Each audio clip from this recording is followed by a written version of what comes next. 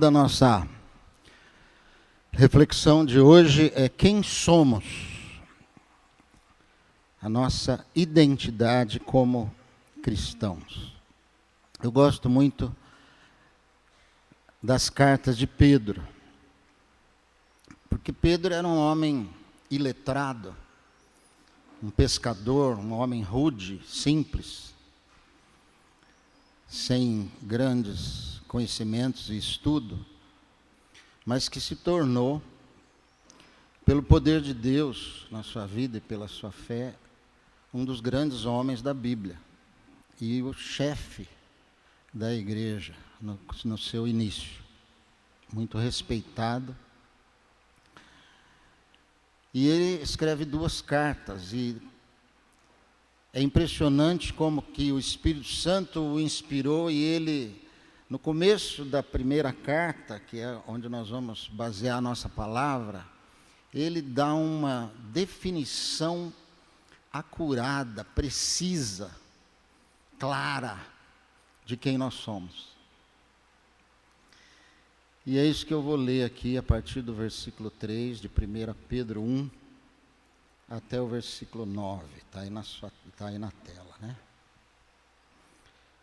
Bendito Deus e Pai de nosso Senhor Jesus Cristo, porque de acordo com a sua extraordinária misericórdia, nos regenerou para uma viva esperança, por intermédio da ressurreição de Jesus Cristo dentre os mortos, para uma herança que jamais se extinguirá, nem tampouco será desonrada ou perderá seu valor. Herança preservada nos céus para vós, que sois guardados pelo poder de Deus, por meio da fé, até a chegada da salvação, prestes a ser plenamente revelada no final dos tempos. Portanto, nesta verdade exultais, mesmo considerando que agora, por algum tempo ainda, tenhais que ser afligidos por toda espécie de provação. Assim acontecerá para que a sinceridade da vossa fé seja atestada, muito mais preciosa que o ouro perecível, ainda que refinado pelo fogo, resultando em louvor, glória e honra quando Jesus Cristo for revelado. Pois mesmo sem tê-lo visto, vós o amais. E ainda que não estejais podendo contemplar o seu corpo nesse momento, credes em sua pessoa e exultais com indescritível e glorioso júbilo, porquanto estáis realizando o alvo da vossa fé, a salvação de todo o vosso ser. O apóstolo Pedro, ele, na sua saudação, aí na sua carta, nos primeiros 2 versículos, ele dirige essa carta aos eleitos e forasteiros da dispersão. Um povo cristão que foi perseguido, que estava sendo perseguido e foi disperso para as regiões da Ásia Menor, estavam sofrendo bastante com a perseguição. E ele os chama de escolhidos, eleitos e forasteiros. E é claro que tudo que foi escrito na palavra também foi escrito para nós, porque afinal de contas nós também fomos eleitos, escolhidos por Deus, na sua graça e misericórdia. Fomos escolhidos por Ele para sermos santos, para sermos salvos, para sermos seus filhos. Então você e eu somos também eleitos. E somos forasteiros. Porque estamos aqui nesse mundo, vivemos nesse mundo, mas não somos desse mundo. Você tem essa consciência de que nós estamos aqui de passagem. Ontem tivemos no velório do nosso irmão querido, seu Manuel, e isso foi dito muitas vezes, estamos aqui em passagem, 86 anos, e agora para a eternidade. Somos forasteiros e eleitos de Deus. Portanto, o que Pedro escreveu aqui, inspirado pelo Espírito Santo, serve para nós. E ele louva a Deus, começa louvando a Deus: bendito seja o Pai do Senhor Jesus Cristo. Por quê? Porque de acordo com a sua extraordinária misericórdia, nos regenerou. Primeira coisa pela qual Pedro louva a Deus é porque Ele nos regenerou, Ele nos gerou de novo. Nós nascemos de novo. Nós somos novas criaturas. O nosso velho homem já ficou para trás e agora somos filhos de Deus. Fazemos parte da sua família. Somos herdeiros com Cristo. Somos filhos do Rei.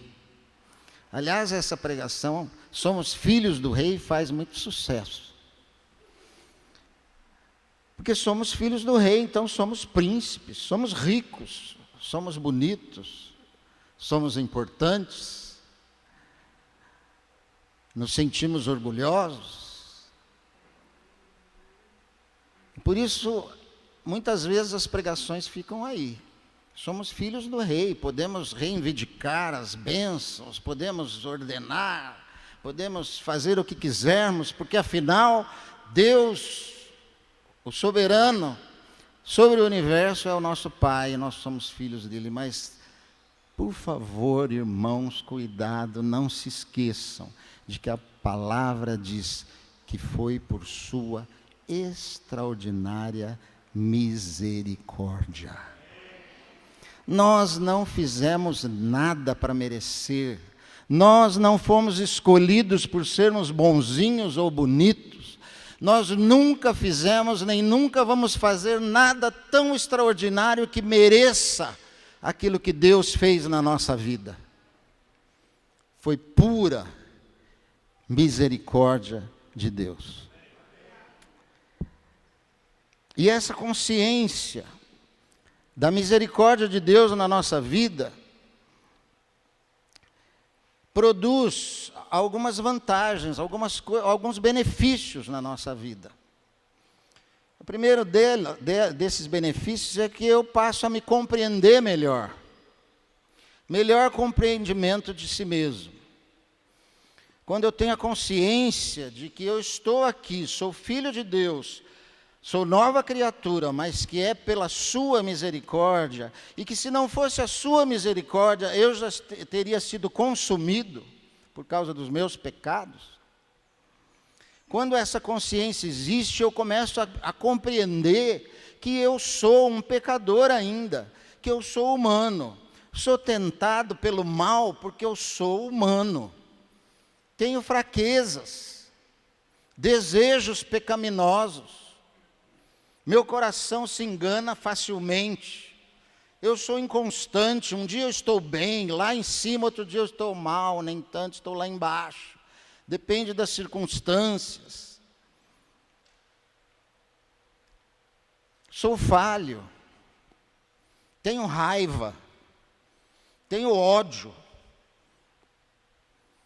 Guardo rancores das pessoas. Não perdoo. Não amo a Deus como deveria. Não amo ao próximo como deveria. Sou pecador. Continuo sendo. Passo dias sem falar com Deus porque não oro.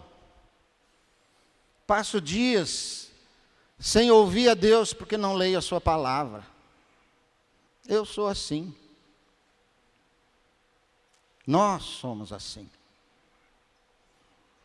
Porque somos humanos. Humanos como homens, como personagens importantes na Bíblia. Eu cito alguns deles, por exemplo, Elias. Elias impactou o mundo pelos milagres que ele fez. Ora, Elias multiplicou o azeite da viúva. Elias ressuscitou o filho da viúva. Ele estava morto, deitado, ele deitou em cima do corpo do menino e o menino ressuscitou. O cara foi tão top que ele não morreu. Ele subiu para o céu numa carruagem de fogo. Já conheceu alguém que fez isso? Elias. E lá em Tiago, ele diz que Elias orou e durante 3 anos e meio não choveu. E depois ele orou e choveu de novo. Mas Tiago diz assim que Elias era homem semelhante a nós, sujeito aos mesmos sentimentos. E Elias, depois de um dos grandes eventos do qual ele foi protagonista, quando ele venceu os 400, ele humilhou os 450 profetas de Baal lá no Monte Carmelo, fazendo aquele desafio, e Deus mandou fogo para queimar o holocausto lá, o sacrifício. Depois de vencer todos aqueles profetas, Elias, com medo de Jezabel, foge para o deserto. Senta-se debaixo de um zimbro. Zimbro é um pinheiro alto. Senta naquela sombra. E sabe, pede a Deus a sua morte. Ele diz o seguinte, veja lá.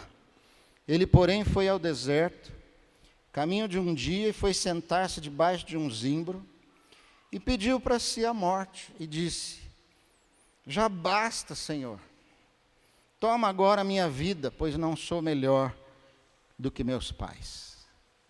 Elias, um ser humano, um grande homem de Deus, num momento de desânimo. Jeremias, o grande profeta Jeremias, durante 40 anos, proclamou a palavra de Deus, proclamou o juízo de Deus para o povo que era rebelde, que era idólatra, falou com destemor, falou com autoridade, repreendeu o povo em nome de Deus, suportou oposição, suportou perseguição, foi espancado, foi torturado, foi preso, continuou falando, mas, numa certa altura, ele ficou abatido. E olha o que ele diz para Deus aí em Jeremias 5:10. Como é dura a minha vida. Por que a minha mãe me pôs no mundo? E tenho que brigar com toda essa gente dessa terra. Ó céus, ó vida. Asaf, um músico extraordinário, escolhido pelo rei Davi, que também era um grande músico, para ser o líder dos levitas que serviam diante da arca da aliança, com seus filhos. Compôs salmos bonitos de louvor a Deus. Era um exímio instrumentista de símbolos, era um baterista, na verdade. E compôs salmos maravilhosos de louvor a Deus. Mas, numa crise de fé, ele escreve no Salmo 73, 2 e 3. Quanto a mim, quase me resvalaram os pés. Pouco faltou para que se desviassem os meus passos. Pois eu invejava os arrogantes, e ao ver a prosperidade dos perversos. Quem aqui nunca sentou-se debaixo de um zimbro?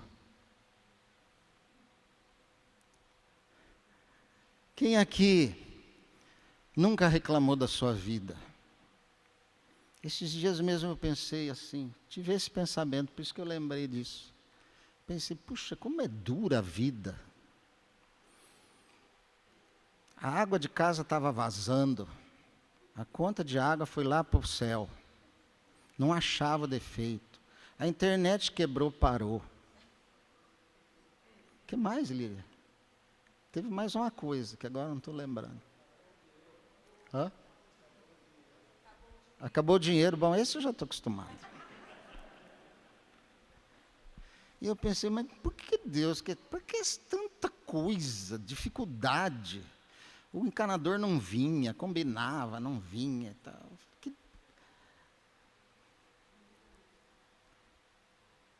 Que dura a minha vida.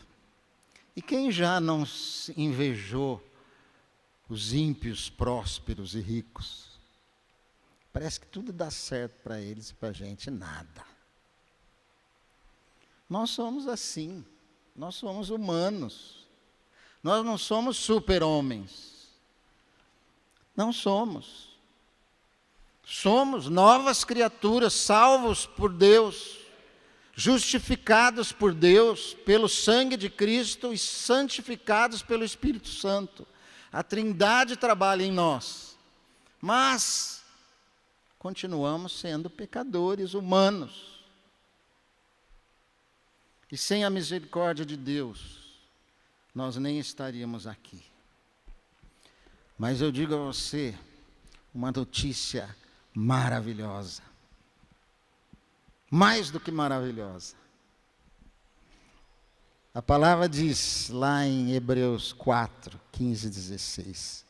Porque não temos sumo sacerdote que não possa compadecer-se das nossas fraquezas. Antes foi ele tentado em todas as coisas à nossa semelhança, mas sem pecado. Acheguemo-nos, portanto, confiadamente junto ao trono da graça, a fim de recebermos misericórdia e acharmos graça para socorro em ocasião oportuna. Somos pecadores, somos humanos, mas vivemos contando com a misericórdia de Deus. E temos um sumo sacerdote, Jesus Cristo, que desceu da sua glória, veio ao mundo viver e participar dos nossos sofrimentos. E Ele nos entende.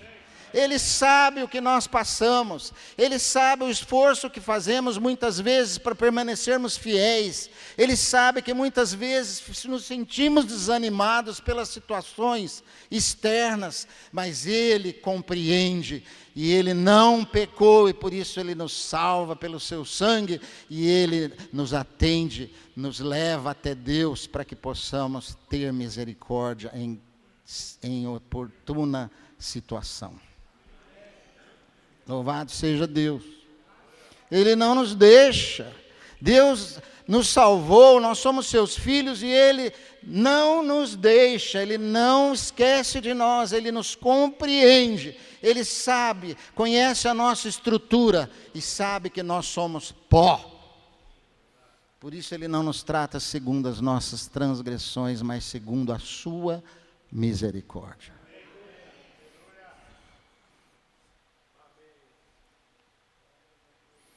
Então, Pedro começa louvando a Deus, primeiro porque somos regenerados e temos a consciência da sua misericórdia. Outra vantagem que temos, tendo essa consciência, é de que passamos a ter misericórdia dos outros. Se eu tenho consciência de que eu vivo por causa da misericórdia de Deus, eu passo a ter misericórdia dos outros. Fica mais fácil para mim perdoar e ser perdoado. Não julgar. Entender que se o irmão tem uma trave no olho, ou se o meu irmão tem um cisco no olho, eu tenho uma trave. E se o irmão tem uma trave, eu devo ter um cisco. E por isso eu não julgo mais. E me fica mais fácil perdoá-lo e não julgá-lo, porque eu sei que eu também sou pecador, eu sei quem eu sou, e não tenho autoridade alguma de ser juiz de ninguém. Juiz só existe um, está lá em cima. Passo a ter misericórdia dos outros. e me mantenho humilde. Humildade. Bem-aventurados os humildes, porque herdarão a terra. Bem-aventurados os pobres de espírito, porque herdarão o reino de Deus. Bem-aventurados os que choram, porque serão consolados. Os humildes. Tendo consciência da misericórdia de Deus, eu me mantenho humilde. Eu enfrento a minha soberba, o meu orgulho, porque somos orgulhosos.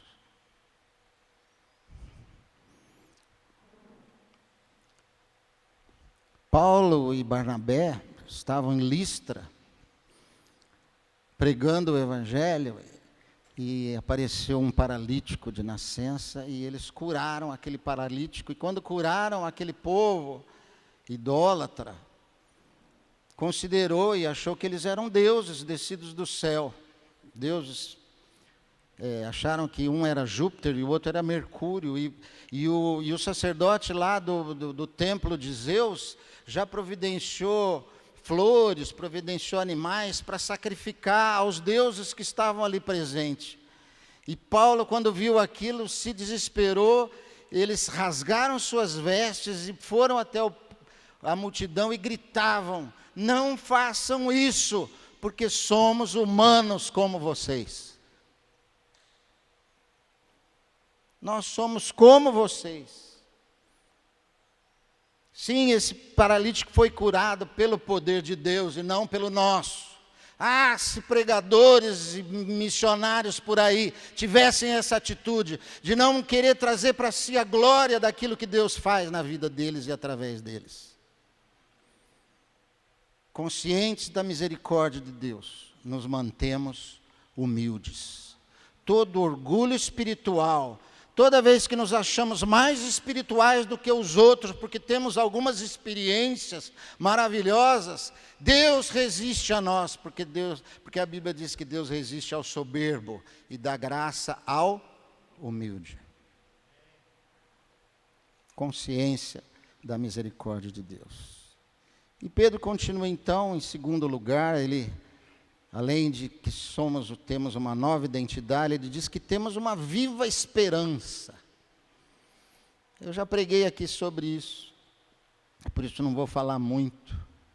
Mediante a ressurreição de Jesus Cristo, temos uma viva esperança. A pior coisa na vida de uma pessoa é ela perder a esperança. E olha, se existe uma época em que o povo, que nós estamos sem esperança, é hoje. Difícil crer que teremos tempos melhores pela frente. Difícil crer nas soluções humanas para os problemas do mundo. Difícil crer nas autoridades. Difícil crer que nossos filhos terão tempos mais fáceis do que nós temos tido.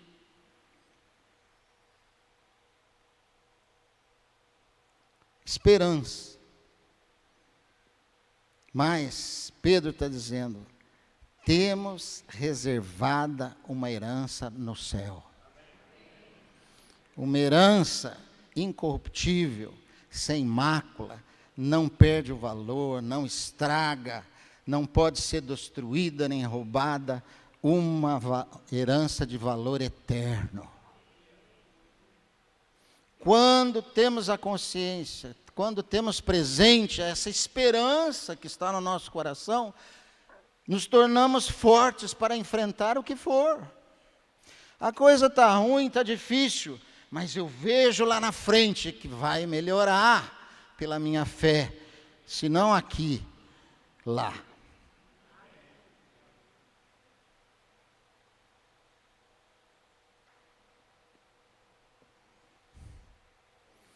Em Deus podemos ter uma viva esperança de que tudo será melhor. Um dia haverá justiça, um dia haverá paz, um dia haverá alegria plena, mas não é agora, é uma esperança viva, uma certeza de fé de que isso vai acontecer. Em terceiro lugar, enquanto isso não acontece, Pedro está dizendo, somos guardados pelo poder de Deus. Somos guardados pelo poder de Deus para a salvação a revelar-se no último tempo. Quem é pai aqui ou mãe sabe o quanto a gente quer proteger os filhos de todo mal, quer guardá-los, quer que eles vão bem na vida. Filhos que às vezes estão fora, foram estudar, foram trabalhar, ou foram para a faculdade, se casaram, sempre são filhos e nós procuramos protegê-los de toda forma dos perigos e do mal desse mundo, mas não somos capazes de protegê-los de tudo. Somos? Não tem como.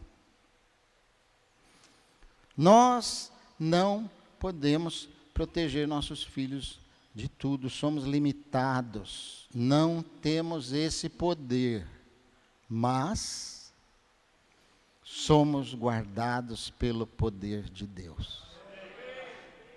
Ele é um Pai que nos guarda. Ele é capaz, Ele tem todo o poder. E Paulo diz em Efésios 1, 13, 14, que temos um selo de garantia da nossa herança, garantia do Espírito Santo.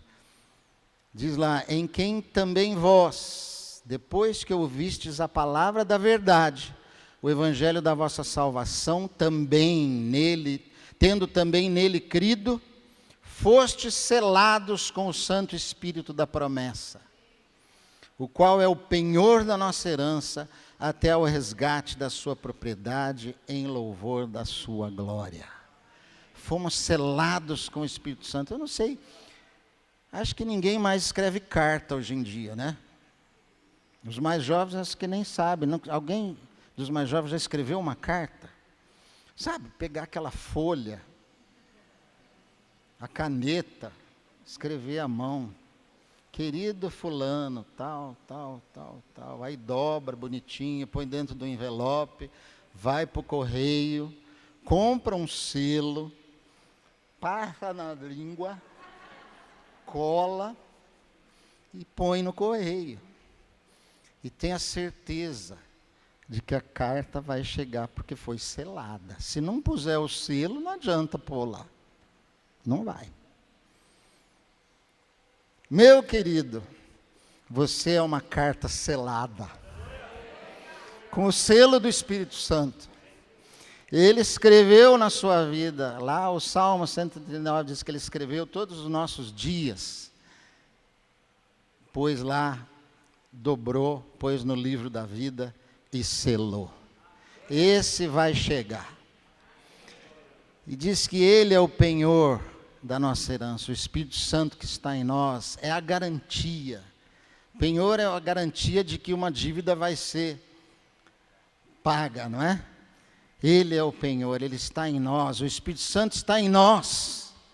E ele garante que naquele dia nós vamos com Jesus. Mediante a nossa fé. Mediante a nossa fé. Somos guardados mediante a nossa fé. E você, quem sabe, pode pensar, mas eu não tenho tanta fé assim, Ed.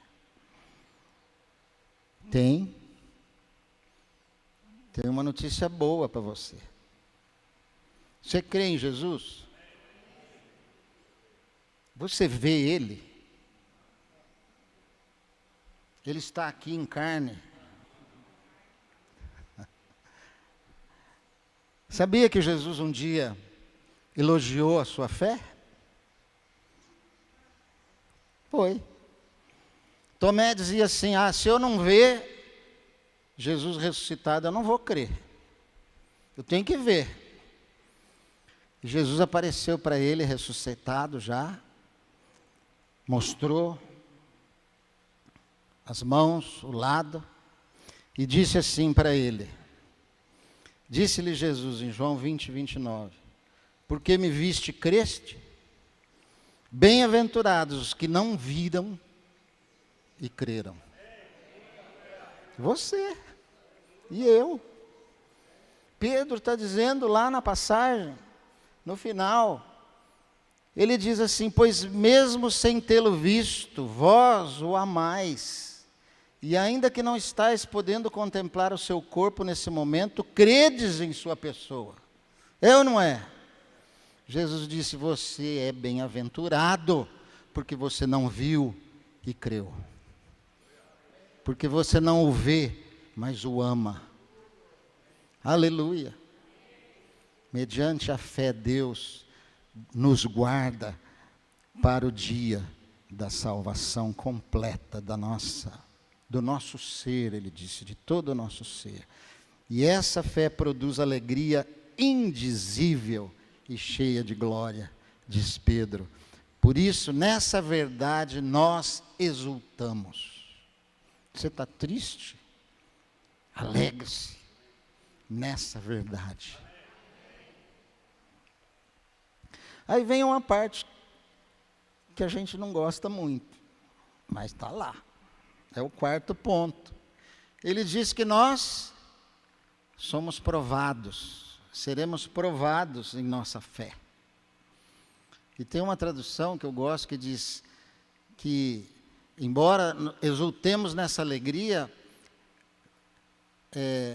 nós seremos provados se necessário por algum tempo.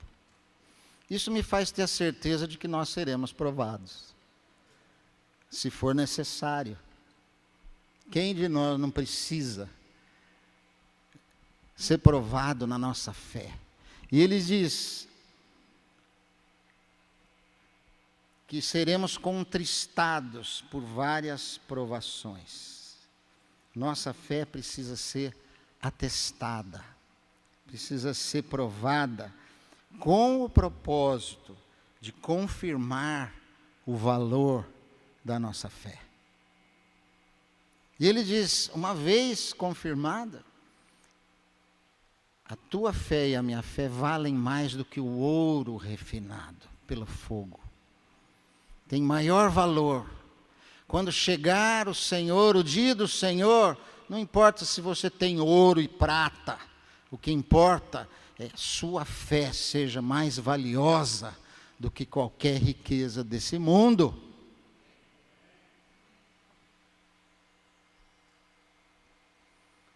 E às vezes a gente reclama, né? E agora ainda a gente vai falar assim, se o Jeremias reclamou, eu também posso. Se o Elias... Pedro diz assim, sabe, porque a gente às vezes fala assim, né? Por que Deus? Por quê? Por que tem que ter vazamento na minha casa? Coisa chata. Não tem nada que ver, não é espiritual. Por que eu? O que eu fiz para merecer um vazamento diário? E Pedro nos alerta, um pouquinho mais para frente, ele diz assim, olha, capítulo 4, versículo 12 e 13. Amados, não estranheis o fogo ardente que surge no meio de vós, destinado a provar-vos, como se alguma coisa extraordinária vos estivesse acontecendo.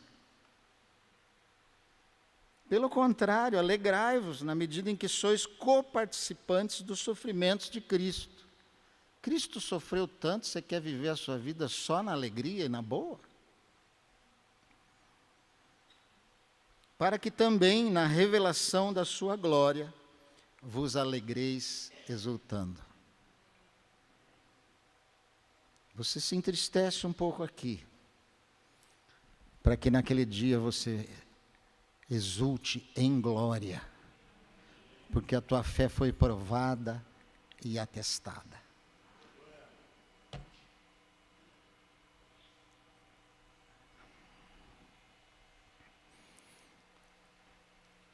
Lembra?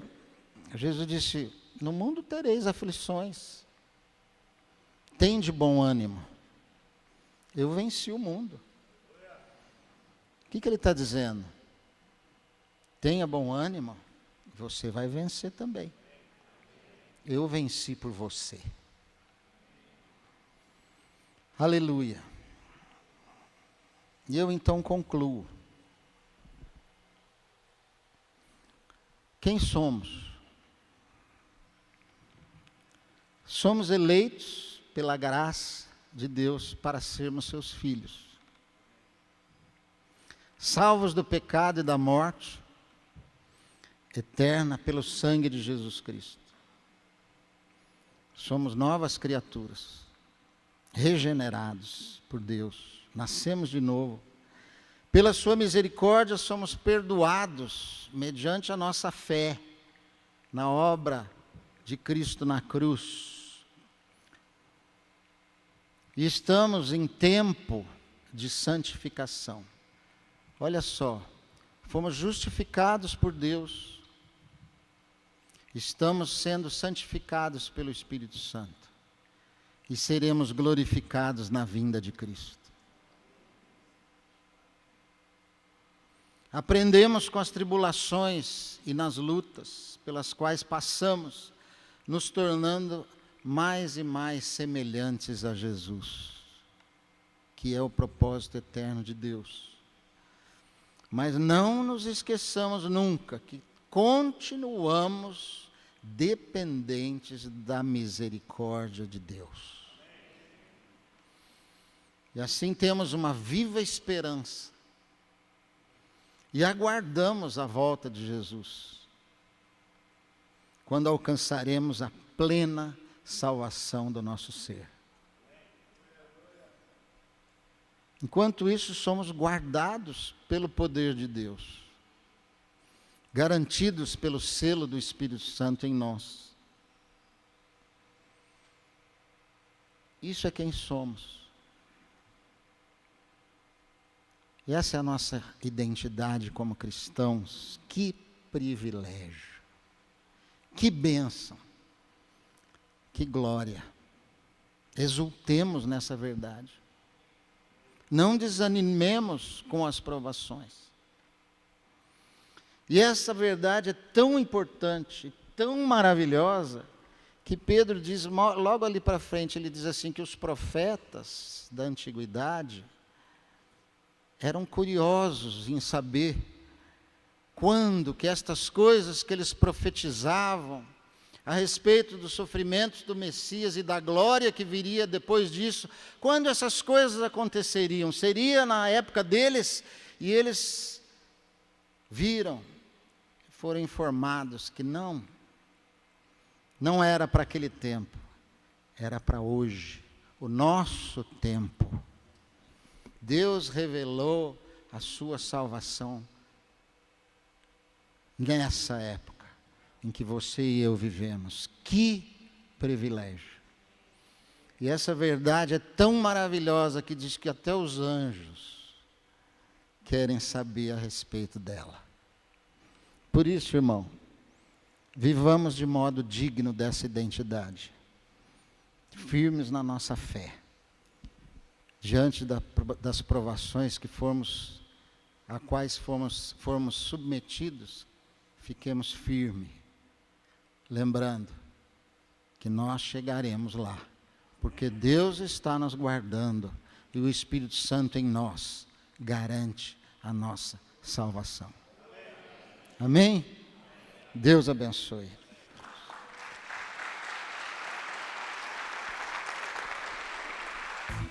tvcmc.com.br